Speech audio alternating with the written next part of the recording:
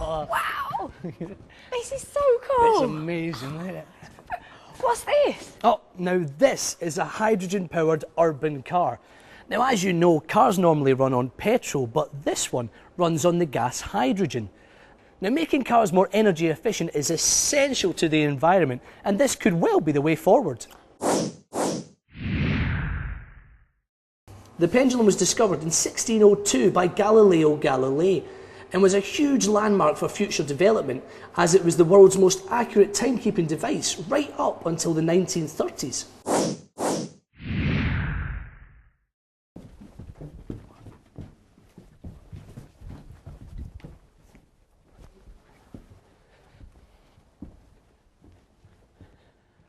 Whew, that was a close one.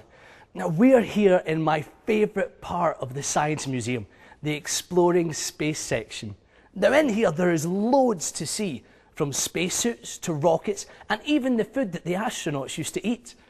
Now remember, it's been over 4 decades since Neil Armstrong and Buzz Aldrin first set foot on the moon, which is an incredible achievement. The moon is 239,000 miles away. Who knows? Maybe one day you could visit the moon. In fact, a large UK-based company have developed a space shuttle that will take holidaymakers into space, with the first flight due out next year. Oh, I've lost Lucia. I better go and try and find her.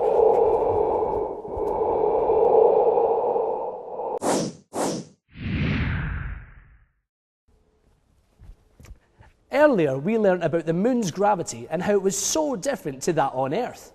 Now, if I'm correct, then Isaac Newton discovered gravity. Or did he? There you are, I found you. Isn't this place amazing? It is. Do you know what? I've actually heard a rumour that at night, if you're lucky, you can see a real spaceman wandering around the museum. How cool's that? I haven't seen him yet, but I'll let you know if I do. Right, let's go see what else we can find. Okay, see you soon.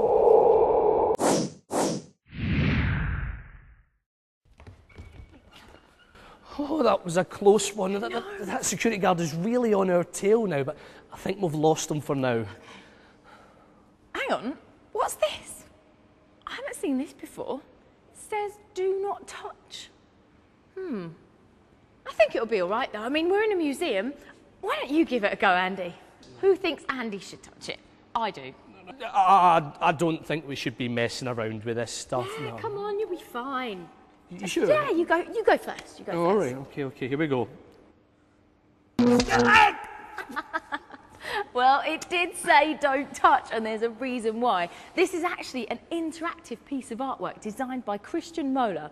He's got warning signs everywhere, all of these computer-generated noises, and this huge metal pole with electricity running the entire way through it. So if you do touch it, you're going to get a small shock. I thought you said you'd never seen this before. I lied.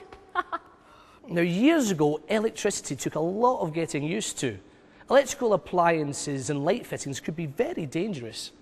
The first electrical washing machines didn't have casings, and any splashed water could cause a blown fuse, a short circuit, or even electrocution. I can hear the security guard. Quick, let's go and hide.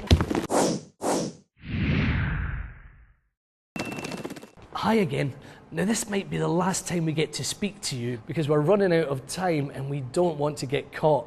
But before we go, there's one more thing that we want to show you. Right here is James Watt's workshop, which some of you might already know has been relocated to here in the Science Museum. Now, James Watt was a Scottish inventor and mechanical engineer whose improvements to the steam engine brought about fundamental changes to the Industrial Revolution all over the world. Now, when Watt died in 1819, his workshop at his home near Birmingham was locked up and all of its contents left undisturbed as a sort of industrial shrine. Then in 1924, the entire workshop, including its doors, window, skylight, floorboards and 8,434 objects were carefully removed and moved here to the Science Museum.